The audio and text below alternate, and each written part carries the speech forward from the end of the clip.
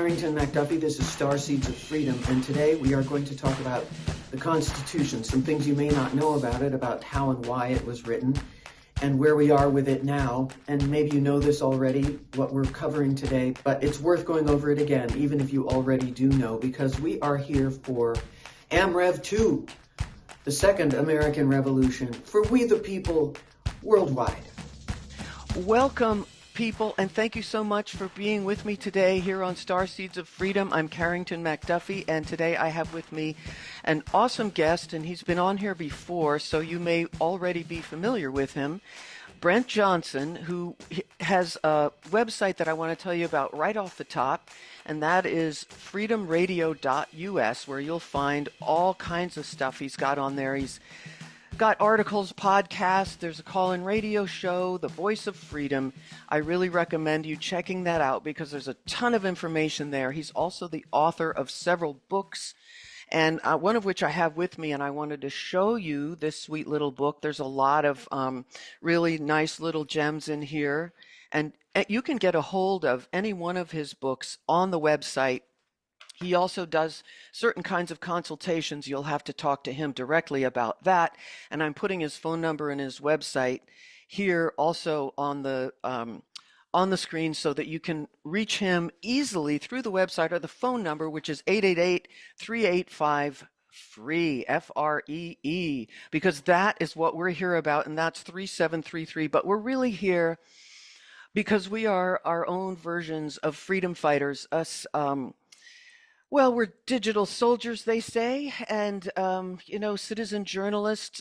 Now, I take a little bit of issue with the word citizen, and we're going to get into that just a tiny bit today, aren't we, Brent?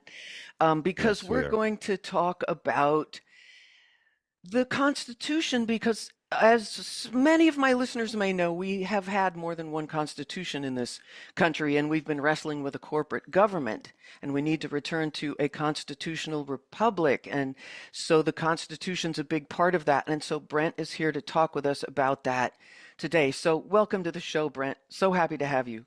Thank you. It's always a pleasure to be with you. I always enjoy doing a show with you. So thank you for inviting me. You bet. So where should we begin? I mean, there's so much to say about this, but I'd like to lay out some basics about the history of our Constitution. Why is there more than one? We know that there was an original one that everyone thinks is the one, or most people think is the one that we are functioning with, which is supposed to protect our natural rights, our God-given divine rights. But there's another one, and there may even be more than one more. So why don't you tell us what we need to know about what happened there? It's interesting that you asked this question because just last week I was on another show with an attorney who was asking me specifically if I can produce a copy of the corporate Constitution of the United States. And the truth was, I said, no, I can't. I've never seen that. Okay. And the truth is, I have never seen anything of that sort. We've heard the stories, okay, of a second constitution. Personally, I don't know that that's necessarily true. I also don't know that it's necessarily important. Okay, what is definitely true is that the government has been functioning under a different set of constitutional rules. That's for sure. Okay, than when it was created. Now, whether there's actually a physical document or no, doesn't even matter. Okay, because the government itself has functioned under a separate set of rules. Now, a few things to understand about government. First and foremost, the government gets its the government gets its purpose, not from the Constitution, For sure. but from the Declaration of Independence. So you have to start with the Declaration. Now, everybody knows the sacred words. Okay, you are endowed by your Creator with certain unalienable rights, and among these are life, liberty, and the pursuit of happiness. We all know that. The very next words in that document are, to secure these rights, governments are instituted. That is the function of government. That is the reason that we allow government to exist, is to secure the free exercise of our rights to life, liberty, and the pursuit of happiness. Period. That's it. That's the purpose of government. It is not the purpose of government to feed you when you are hungry. It is not the purpose of government to provide you health care when you are ill. It is not the purpose of government to educate you and your children. It is not the purpose of government to give you something when you cannot afford to get something. It's not the purpose of government to feed you. It's not the purpose of government to give you a job or pay you when you're not working. None of that is the purpose of government. The Constitution, which was established shortly after the Revolutionary War, the Constitution was designed as what's called a document of negative authority, meaning the Constitution spelled out the powers, duties, obligations of the government, and more importantly, the limitations on that government. Now, you have to go back to where we were at the time. We just got through with a war with Britain. King George was a maniac. King George believed that he had the right from God to rule over everybody. His word was law. And for many, many centuries up to that point, that would tended to be the attitude of governments, that the king's word is law. So what happened was a bunch of people who were not Americans, they were British citizens. Okay, they were living in the colonies, okay, and they were being subjected to constant abuse by government authorities. And those abuses are specified in the Declaration of Independence. We won't go into them here, okay, but get a copy of the Declaration and read it. You might actually be surprised because you think you know what's in the Declaration. You probably don't know most of what's in that Declaration. But all of the injustices, all of the problems that were being foisted on the colonists at the time were coming from this dictatorial government that believed the king's word was law. So when the revolution was finished, and frankly, Thomas Jefferson, and I agree with him, said that we should have another revolution every 20 or 25 years. Because if we don't, we'll forget about what it was all about, which is exactly what happened. Yes, because we're suffering those same abuses today that they were dealing with King George, King George. Exactly the same stuff. Okay, because the nature of evil doesn't change. The technology changes. The mechanisms for oppression change. But the nature of evil is to control everybody. Yeah. Okay, and those people who cherish independence, such as the founding fathers, don't want to be controlled. That's right. You know, just leave me alone. Let me make my own decisions. Yeah. And it's not for the king to give us permission to do that. So to that end, what was established was a union of states. The 13 colonies became the original states. And the 13 colonies were bound together by the Articles of Confederation. The Articles of Confederation basically gave a rough outline as to how the individual states, each of which was considered to be a foreign country unto itself, how those different countries would interact with each other. It became somewhat apparent, because this was a brand new system. This type of system had never existed. So it became pretty apparent that there were some things that were incomplete. For example, some states were putting tolls on the ability to pass from one state to their state. And you would actually have to pay in order to enter that state. Okay. Things of that sort were going on. And so the Constitutional Convention was a meeting of the various representatives representing the various states or countries, if you will. Okay, we're coming together to try and iron out the problems that were existing under the Articles of Confederation. And so the very beginning, okay, of the Constitution, what we call the preamble, spoke of how in order to have a more perfect union, in other words, there's some stuff that's not right. So we're going to do our best to fix that. Okay, we're going to establish this Constitution. Okay, and from this Constitution, what was created was the United States, something that did not exist. The Articles of Confederation embodied the United, small u, United States of America. That's what it was, the United States of America. And by the way, back then they always had the U in United, small. It was an adjective, not Right. a Not name. a name. Yeah. And Right. so that brand new United States was created, what today we refer to as the federal government. It had not existed.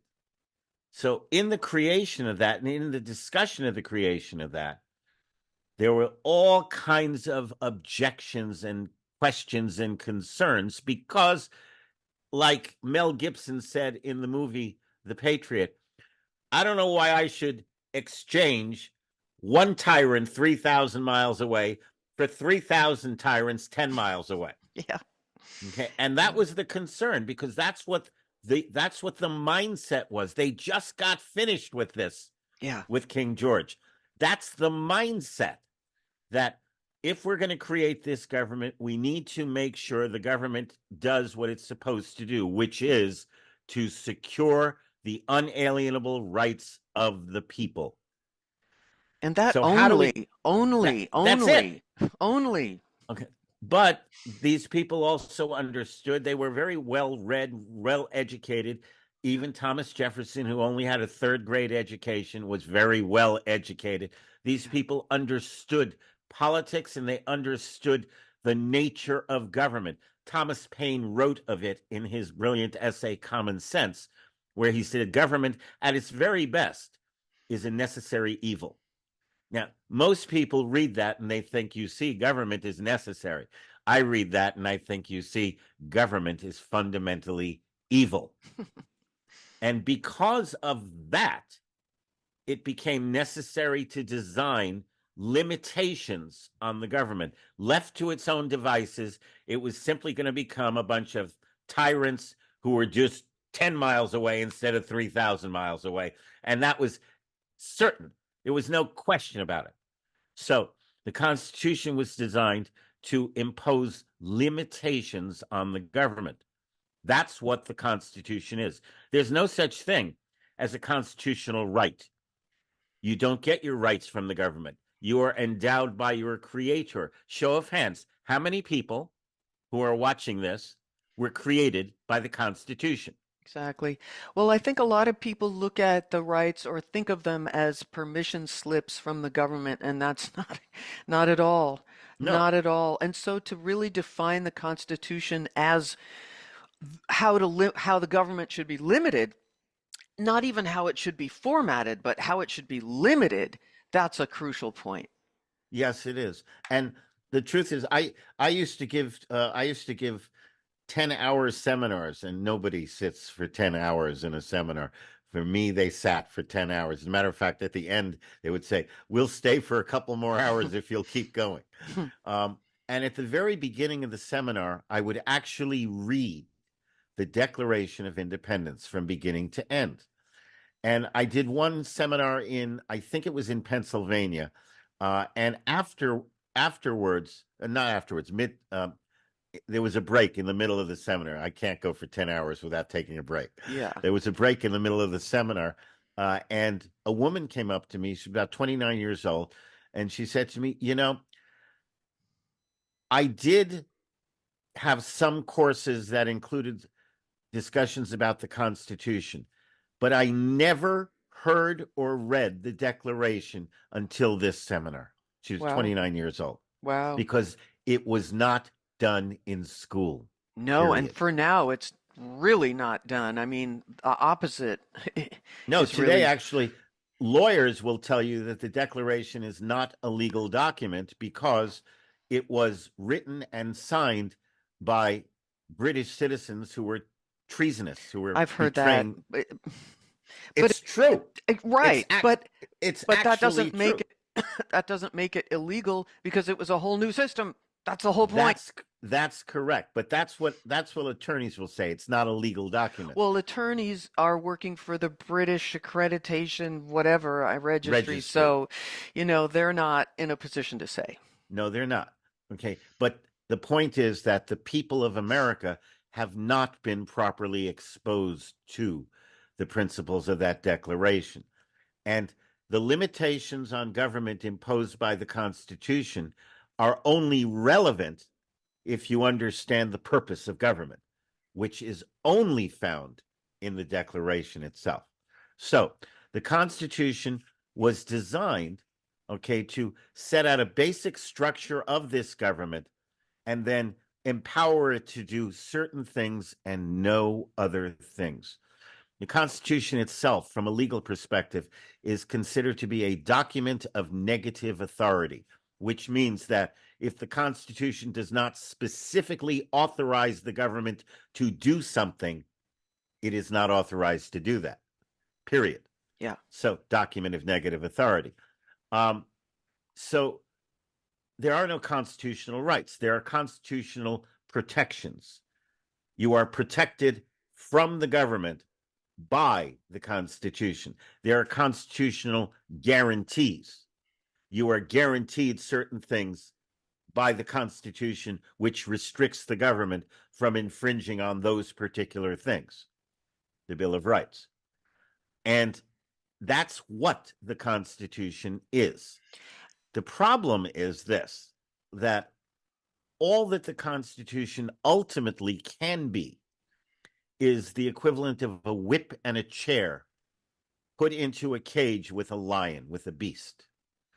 And the problem is that if you put a whip and a chair in a cage with a beast, nothing happens. Right. There is an ingredient that is missing. That ingredient is we the people. We are the lion tamers. It is our job to keep the government in its place, and the Constitution is the tool by which we accomplish that. We have been sorely remiss and have not done our duty. And because we have not done our duty, the beast has gotten out of the cage. But let's go back to the Constitution itself. So the Constitution is limited. If you look at the Bill of Rights and you look and read the Bill of Rights, Congress shall make no law respecting the free expression of religion, or restricting the freedom of the press, or restricting the freedom of assembly. In all of this, Congress shall make no law.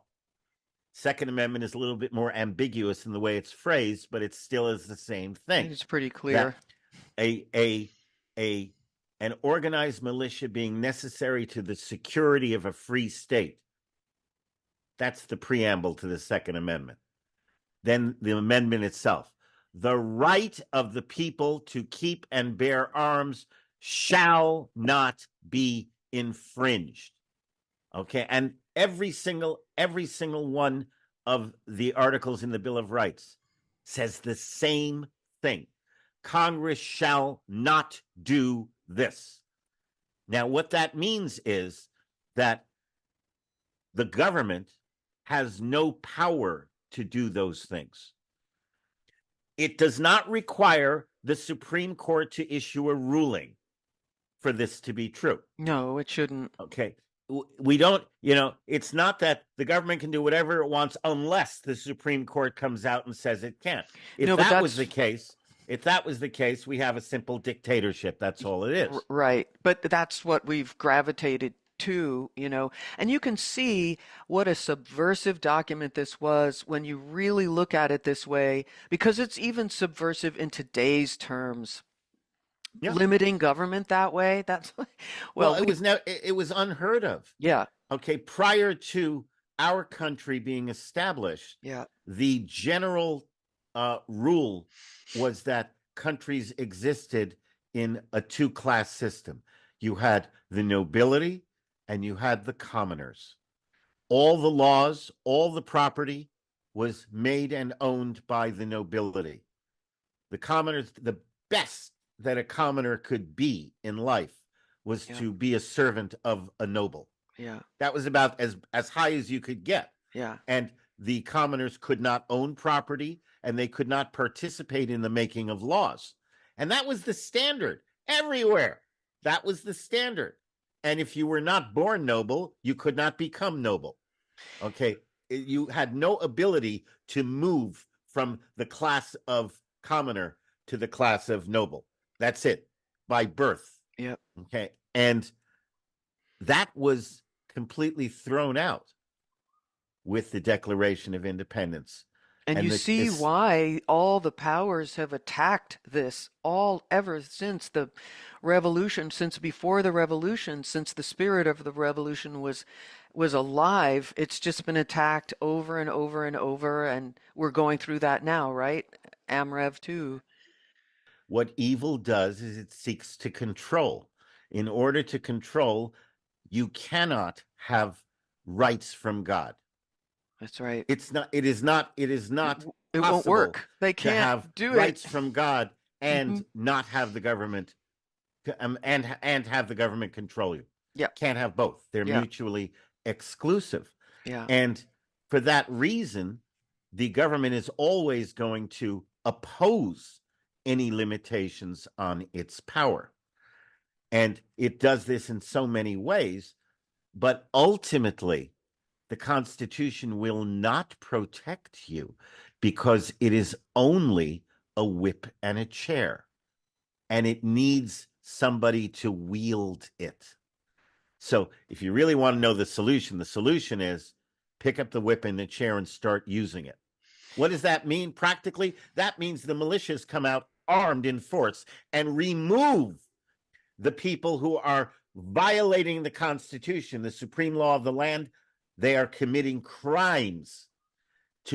The people are supposed to be the rulers. So the rulers come out and they physically remove from office the people who are committing crimes under the umbrella of the government. Now that we'll get into that maybe a little bit later. That's the Well, this is ultimate. what Jefferson was saying. We really should have a revolution every 20 years. That's That's correct. why, because the same creep happens that quickly. And it will always happen that quickly, which is also why Jefferson said that the price of liberty is eternal vigilance.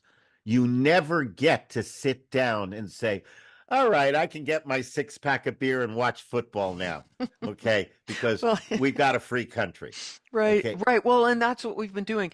And understandably, and there have to be breaks that you take in this, or we would all be completely exhausted.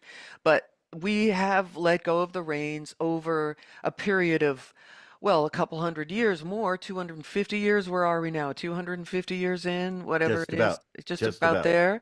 And you can see how easily, if you figure we didn't have those revolutions every 20 years, well, that's a lot of revolutions that we would have had by now if we were But on but top it of would have it, been easier. It would have been easier Yeah, because we would have because been staying on because top of it. and we would set a standard that if you do this, you will be punished. We will punish you. Yeah. So Un what Unfortunately, yeah. well so what happened with the Constitution was that it was a flawed document from the beginning because it was not crystal clear. It did not clearly say in the Constitution, if the government does anything that it's prohibited from doing, it's a crime, and the people doing it will be put in We'll be, prison yeah, by the American people. right. You're Period. That's it. fired. Okay. Hmm. That was not in the Constitution. Yeah. It was, as Ben Franklin said, it was created. What type of government have you given us? We've given you a republic. Okay. It is If you can keep created it. for a just and moral people. It is Yes. insufficient to any other. Yes. And that last part is important. Yes. And today we have degeneracy, we have deviance, we have immorality all over the place. Okay. And what do? You look to the government to fix it. The government will never fix it. So I want to go back to the Constitution. Now, in 1871, and it actually started in 1860. In 1860, okay, when we were at the precipice of what is called the Civil War, which is actually the war of northern aggression and the war between the states. Yeah. But in 1860, Congress adjourned what's called Sine Die. It's Latin. Essentially, it's two words, Sinedie. And essentially what it means is that Congress adjourned without setting a date for reconvening. Congress has never reconvened since That's that what date. happened. That was the date. Okay. Yeah. That's when it actually happened. Mm-hmm. Congress has never again reconvened. And because of that, we have not had a functional legislative branch of the government. And then the war came, and then Lincoln was killed, Yeah. and then the war was over. And we were and bankrupt. Then we had the Reconstruction Acts. Right. The Reconstruction Acts were a fancy name for military rule. And during the Reconstruction Acts, essentially, we were under military rule. And I actually have pages from the congressional record of that time that actually state the people who were representatives were sitting there talking about the tyranny of the government. You know, they were talking about all the things that you and I are talking about. They were talking about. Yeah. And they even identified how the 14th Amendment to the Constitution was never properly ratified. They gave dates, they gave times, they gave the identity. They even cited how the military came in, and one of the supposed ratifiers of the 14th Amendment was New Jersey. And they came in and they actually identified how the military came in and literally threatened New Jersey, the state's legislature. They said, we will not allow you to sit in legislative session unless you ratify this amendment. They literally threatened them with that. And it's documented. Okay. And so New Jersey's ratification was completely bogus. And enough states refused to ratify the amendment that it did not get ratified. But the federal government went out and still published that it was ratified. Okay, so the 14th Amendment itself was bogus, completely bogus. And under the 14th Amendment, what was created was a new federal United States. Now, again, right. The government was the United States of America. It was the adjective United States, meaning countries of America. That's what it was. Under the organic Constitution, it was the continental United States of America. Under the 14th Amendment version of the Constitution, it was the federal United States. And that's when United States by itself, capital U, capital S, started to be used. Mm-hmm. The type of government that was established with the original Constitution was a constitutional republic. Read the Constitution, the original one. It's in the appendix section of my book, The American Sovereign, by the way. Read it. It says, every state shall be guaranteed a republican form of government. Now, let's stop for a moment. What did the word Republican mean when it was written in that document? It meant that it is a republic. It did not mean wasn't that a political it is party. A political party. Yeah, exactly. Okay. It is a republic. Now, in a republic, the individual citizenry is guaranteed certain fundamental rights that the government has no authority over, cannot regulate, cannot control, and can never take away. That's a republic. In a republic, 99% of the people cannot vote away the rights of one person. Now, Yeah, we are not talking mob rule with a republic. We're talking individual sovereignty. the 14th Amendment established this federal United States, which the type of government is a legislative democracy. Democracy is a system of government that the founding fathers found, and this is Abhorrent.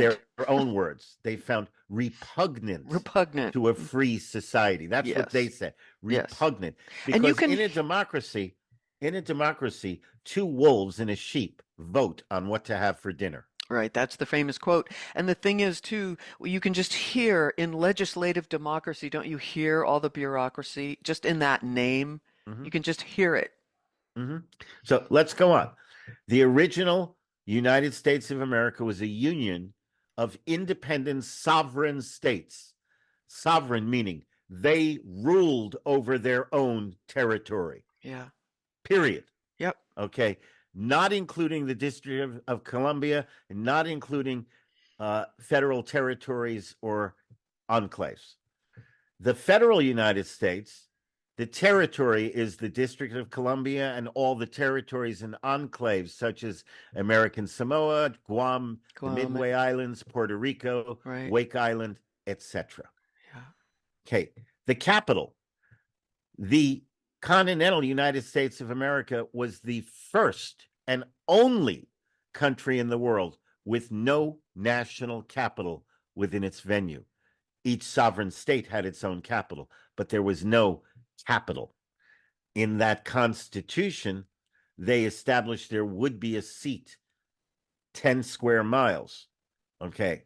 But it was not regarded as the capital of the country. Country, yeah. Mm-hmm. Okay. Because these were countries. They That's had right. their capitals already. That's right. That was the whole idea. Since June of 1800, a city of Washington sits in the federal District of Columbia, which is exempt from all state influence and jurisdiction. The city itself is ruled by a federal commission appointed by the president. It has no local legislature. The only legislative authority is Congress. It is the meeting place of Congress and the seat of the federal administration. Okay, back to the original country. The country was created by we, the people, who are endowed by our creator, which means, by the way, our creator is the supreme sovereign of the universe. That means that each of us is a member of the royal family. Yes. We are the nobles. We have the divine rights. We are the nobles. The government is the servant. Exactly. And very poor servants they have been. The federal United States was created by Article 1, Section 8, Clause 17 of the Constitution and the 14th Amendment. Mm-hmm. The citizenry of the Republic. Each state has rule over its own citizenry, made up of free people. We, the people. The citizenry of the federal United States is the citizens of the District of Columbia, all the territories, enclaves, possessions, and all naturalized citizens. 14th Amendment citizens. Both are presided over by the executive branch, by the president.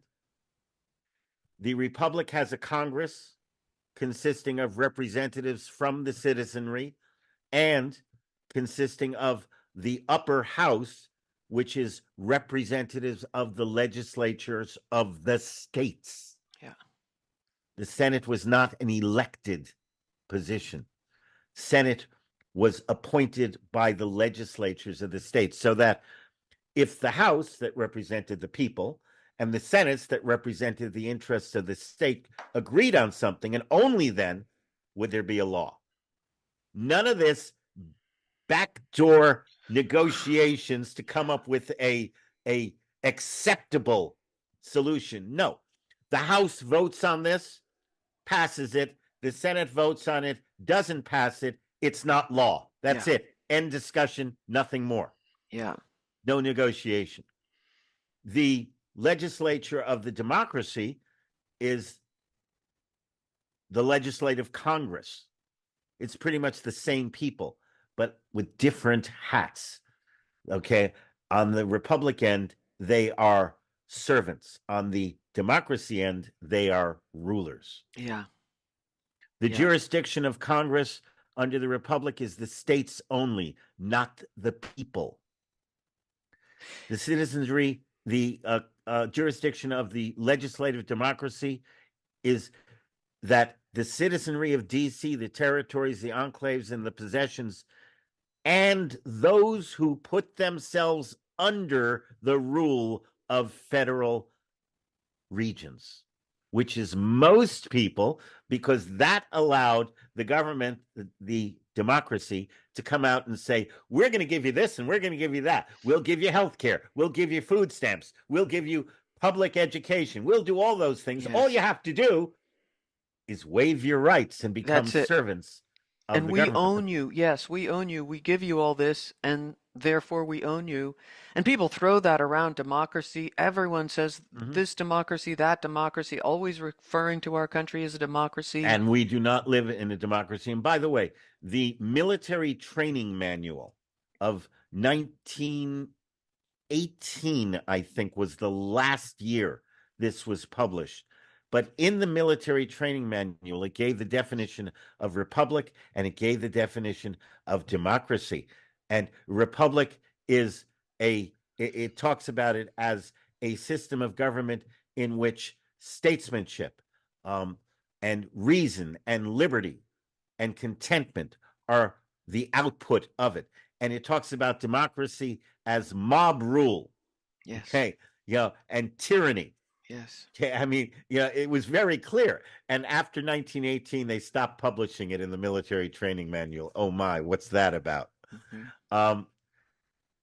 The judicial jurisdiction of the Republic is law, equity, which are Article 3 courts, Article 3 of the Constitution, and admiralty.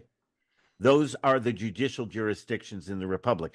In the legislative democracy, the judicial jurisdiction is colorable admiralty, which they call statutory, and Article 1 legislative courts. Now, Article 3 deals with the actual law. Article 1 is executive branch rule. So legislative courts under Article 1 are simply arms of the executive branch. That's what they are. Okay, so there's no checks and balances under the democracy, as there are under the Republic. Right. Currency. Under the Republic, real money, gold and silver.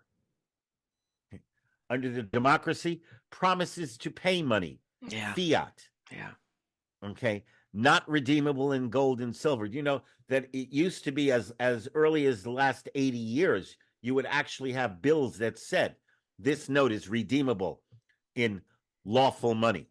But not in our time. Yes, not in our time. I have some of those old notes, just as educational historicity tools. And that people see and they go, oh my God. Yeah. And today it's just, this is a promise to pay based on the full faith and credit of the United States, which, considering that it's evil, why would you have faith and credit in it? The limitations of the organic constitution, there are many, many, many of them. Okay. In the legislative democracy, none, except what they call unconscionable agreements under the Uniform Commercial Code. The flag of the Republic are the stars and stripes without a yellow fringe. Right. The yellow fringe actually, and you can find this in the codes of the U.S. codes, Title 4, the flag and fringe is what's called a general's flag, and it indicates that everything under that flag is under the legislative democracy, not the free republic. And Yes, finally, it looks to me like it's the country captured by this fringe, you know? It mhm, looks like a captured but flag. you'll notice when Donald Trump speaks, He doesn't use the gold fringed no, flag. he doesn't. Okay, and I guarantee you that's not by accident. Yes. Oh, nothing, none of that Uh, stuff's by Okay, accident. yeah. And then the final Certainly not comment on that. this is the abbreviations of the states.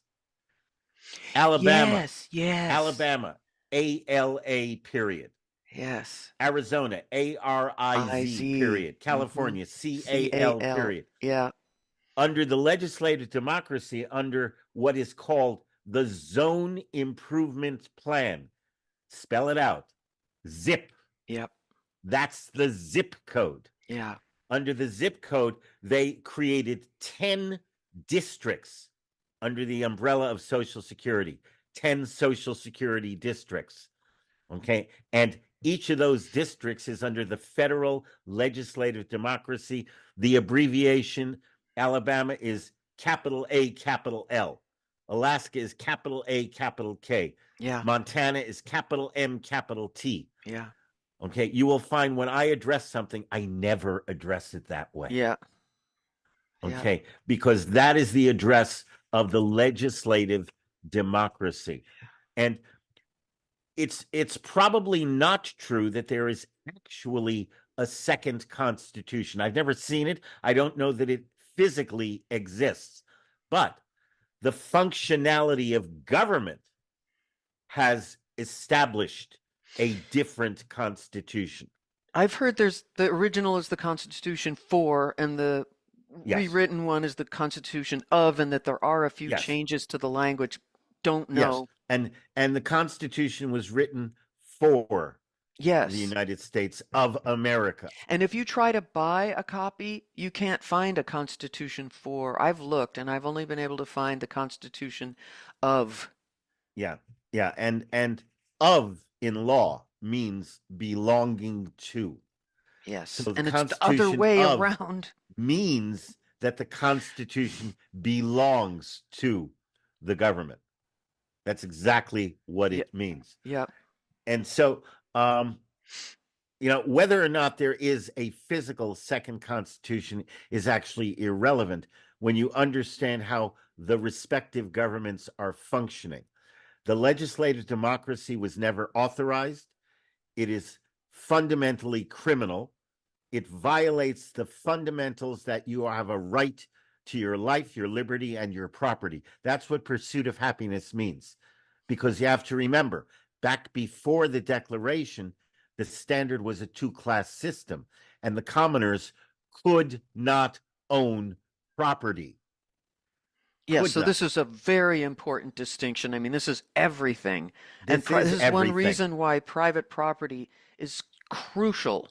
And what, socialism touts as being this great ideal of, or communism, I guess, really, where the government winds up owning everything as if that's some sort of ideal. That just takes us back to feudalism.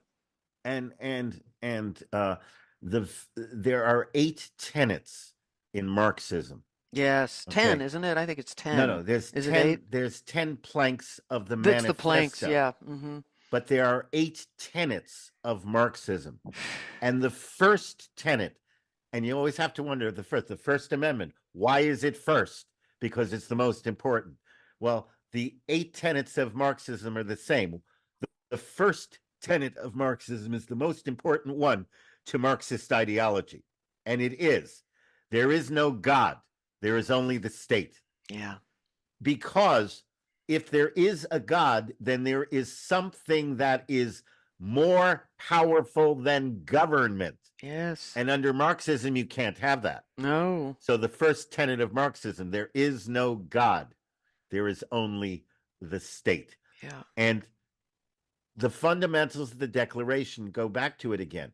We are endowed by our Creator with the rights to life, liberty, and property. Thomas Jefferson actually wanted to write it that way. Yeah. He first wrote it that way. And, the politics of the day, argued against that. And they came up with the pursuit of happiness. But that's what it means.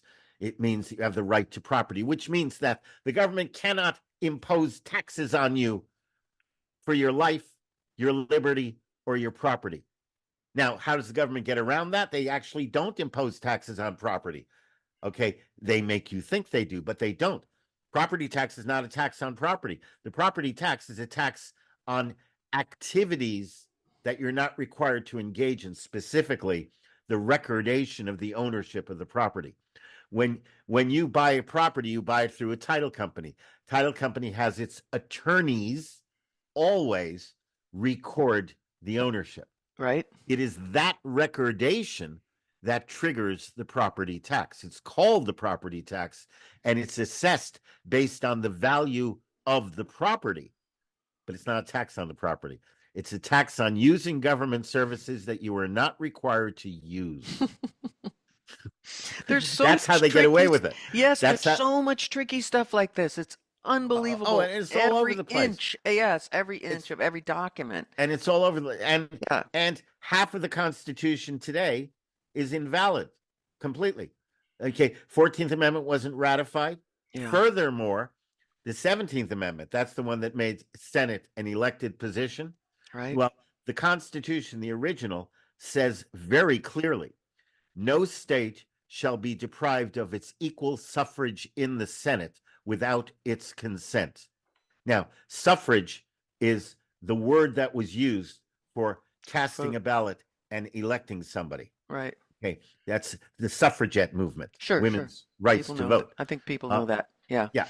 So the Senate was always an appointed position. The legislature of each state would select or maybe vote on 2 people to be the senators for that state. And they would occupy the Senate, the upper house, and would take into consideration when looking at laws the interests of the state, like I said before. The 17th Amendment changed that, but it did not get 100% ratification, which means it's invalid completely. Yeah. Because no state shall be deprived of its equal suffrage in the Senate without its consent. Mm-hmm. And some states did not give their consent. So, I mean, there's tons of this that are simply invalid. Now, the only way to reconcile that invalidity is to understand that the Constitution is the supreme law of the land. When anybody in government, elected or appointed, does anything, whether intentional or not, that violates the limitations of the Constitution, then those people who are doing that are breaking the law. That's it. Yeah. It is a high crime. Yeah. Because you are breaking the supreme law of the land. You're breaking the most important law of the land. That means you're a significant criminal. Yes. Okay? Yes. That's it. They're criminals. The Supreme Court has correctly ruled that any act that is not constitutional is not binding on anyone. Nobody needs to obey it. Nobody needs to follow it. Nobody can be punished for objecting to it or not participating in it. That is a correct ruling. Right. Okay. It's not followed, but it's correct. Not followed. But the reason is, who are the enforcers? Yeah, exactly. Who are the enforcers? Well, and this is where the infiltration really kicks in. Well, see, do you remember Ceausescu? Sure. We need Ceausescu. We need a Ceausescu reaction. You know, the people said, we've had enough. We're not tolerating it, and we're not going to trust the government to take care of it. We're going to take care of it. They went out. They killed him. Yeah, they just killed him. And the problem was solved. Yeah. That particular problem was solved. Right, right. That's more Russian, Eastern Europe, way of doing things. And over here, everything is very, it's all about discussion and rule making, and it gets so bogged down. Forgive me. I'm not interested in rule making. I know. 30 years ago, when I was just getting started, 35 years ago, I was telling people that we need a revolution. Yeah. And they were saying, nah, it's not that bad. Oh, today, yeah. They don't argue with me so much anymore. Yeah. And this is the point things have to get to.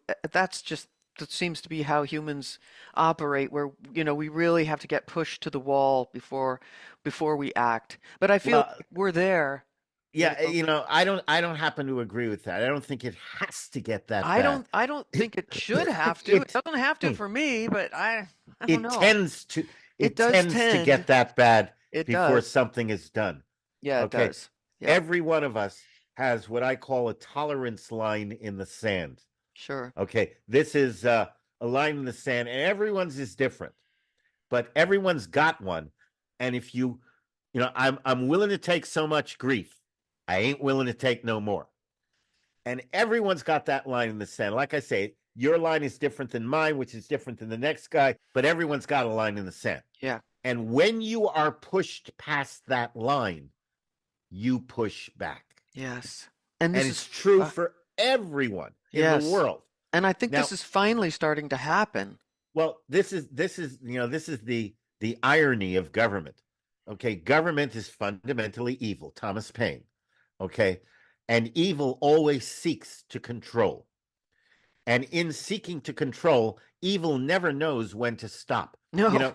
If No. if any government was to stop and say, we have enough taxes and enough regulations, we don't need to have any more.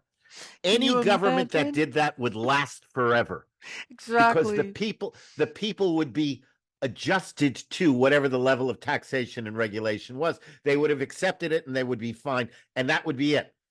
But government does not have the ability to do that. So government will always squeeze tighter, take more, push harder. And as a result, more and more people, look around you, are having their respective tolerance lines in the sand violated. Yes. And that means more and more people are pushing back. Yes. And And this cycle goes on until enough people push back that you have a revolution, which is exactly where we're heading. I think that also in addition to it, that control that it always wants, there's a destructive, when you talk about evil, I mean, it's destruction. It's the destruction of the life force because all it does is ruin things. Basically, ultimately that's where it's always heading is for destruction and for ruination. Because if you leave things alone and let them flourish, hey, guess what? They flourish.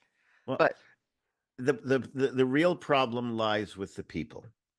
Okay, the people are being fed with information that says to them, okay, you have a right to feel good. You have a right to be given this and given that.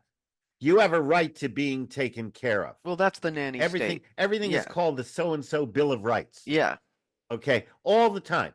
You Yeah, have a right, that's and entitlement. Yeah. yeah, and people are weaned on that. And what is needed back in the days of the founding fathers, they had the character to understand that we have no rights to any of that. We are entitled to our freedom and Exactly. nothing else. Yeah. And And we then are we do willing to what we fight do. to defend Yes. that freedom. Yes, and we do what we can do with that. It's up to us. So, you know, with freedom comes responsibility, and I think this is a really key point that maybe isn't brought up enough because it's not like, oh, I'm free, everything's so easy. It isn't like that. Like Jefferson said, it's vigilance, and I mean, I do think you have to let down Eternal your vigilance. hair and have Eternal. a yes, but I do think you have to take a break and let down your hair, and no one can really do that. But there's a tremendous amount of responsibility that has to go with it, and I think we've ceded uh, you know, our authority along with our responsibility, and I say we, I'm speaking really generally because I don't feel those senses of entitlement that I see people protesting about now, like it's gotten insane. The entitlement is really gotten it's so twisted, it's unrecognizable. Uh, I just Well, don't feel that way personally, but well, and it's been well said that those who advocate taking from Peter to pay Paul oh yeah, will always have the support of Paul. exactly. That's socialism. That's yeah. Yes, it is. Well, that's why socialism is so effective. That's why workers of the world unite. I mean, that's why communism, socialism, Marxism is always effective, because essentially what it says is we're going to take from Peter to pay Paul. Yes, And you exactly. always have the support of Paul. What's needed is people who can think enough for themselves that they value their liberty. They value their independence. They don't. What they value is comfort. Yes. Okay. They value convenience. Yes. They value not having to work hard. Okay. That's what they value. And they're getting what they value. What's needed is to develop, encourage, educate a whole new generation of people who value independence, because most people don't want the responsibility of ruling their own lives. If they have, I know that if I don't work, I starve. And I'm perfectly happy with that. That inspires me to work. Okay. But most people don't want that responsibility, because if I know that I'm in control of my life and I'm not happy, I have nobody else to blame. Well, People are terrified of yeah, that. yeah, that whole buck stops here way of approaching life is, See, I think I it's more can't blame the rare. government. I can't blame the blacks or the whites or the men or the women or the gays or the straights. I can't blame them, because I know that I'm the king of my own life. Okay. But most people are terrified of that. The founding fathers rejoiced in that knowledge. That's what we need to encourage in people. We need them to rejoice in their freedom, their independence, their rights to rule their own lives. And this Remember, is, they're all part of the royal family. yeah, well, this is also about self-empowerment, and people feel really disempowered. So you give up your responsibility, you cede your authority, you feel disempowered, or you're brought into, you're educated to see that you're disempowered, and you live your life in this disempowered way. So it isn't only about, hey, it's tough and you got to work hard. It's also, hey, you're powerful. Just your vision itself is powerful. Mm-hmm. You Well, are a I, child of, you're a divine sprout, you know? I do a conference call every week, and on the conference call at the beginning during the introduction, I always say exactly that. I remind people that you know you're endowed by your creator. Your creator is the sovereign of the universe. That means you're part of the royal family. You're the king. You're the queen. You really are royalty. You need to start acting like it. Yeah. Well, I think that's a really great spot to end. I feel like we covered, well, you covered a lot of great information, some basics, and some really interesting particulars. And you said, you had told me before we started our session here that you had a couple of documents you had to possibly share. Yes, yes, yes. Tell And us about that. if people are interested, I've got a couple of documents here. One of them speaks about the two United States. Okay, the republic and the legislative democracy and the differences between the two. And then the other one speaks about the sovereign, who is a member of we the people, okay, in the republic, and the state created citizen, who's that 14th Amendment US citizen, who is a subject and Yes, not a sovereign. And it yes. gives you the differences between the two. And if you'd like a copy of these, just you can give me a call. My toll free number is 888 385 free. Free. That's 888 385 3733. And just ask for the documents on the two United States, and I'll know what that is. And I will be happy. I'll email it or I'll snail mail it to you, whichever you prefer. The other thing is that if you go to my website, www.freedomradio.us, freedomradio.us, you will see there is an area where it says conference calls. And under it, it's got the connecting information for my weekly call, which is Tuesday evenings at 8 p.m. Eastern time. And you can call and you can ask me questions. You can, you'll enjoy it. It's about a 2 hour show, and you'll enjoy it. And if you can't listen to it live, you can go in and, the information is there with the replay, connect for the replay. So you can always listen to shows that you weren't able to hear live. The other thing is I highly recommend my book, The American Sovereign. How to Live Free from Government Regulation. It is the #1 book on sovereignty in the world. It is well written. It is easy to understand, and it contains lots of information for you to check it out yourself. I even tell you, don't believe a word that you read here. Don't believe it. Check it out. See for yourself. Okay, and it tells you exactly where you can look up things. You want to find out where the states are regarded as countries. It's right there, Title 28, Section 297, subsection B. Look it up. You'll see it for yourself. Don't believe me. And I tell people that all the time. We have a problem with people believing. When's your birthday? You don't know. You have to believe that. I do have to believe my mom, but but your mom was probably a credible witness. Yes, to the event. So it's reasonable that you believe her. But how many things do you take as knowledge of course. You simply take on belief? And are the sources of that belief as credible as your mom is to the event of your birth?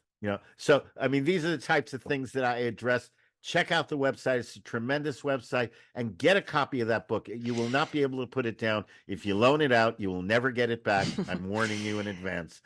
And two other things. One, the book that you showed, The Quiet Voice of God, which is a book of spiritual insights. I consider it to have been written by our Father in heaven, and I just transcribed it. But it's just a little pocket book, but I think you will enjoy it. It's really, it's full of all kinds of thoughtful.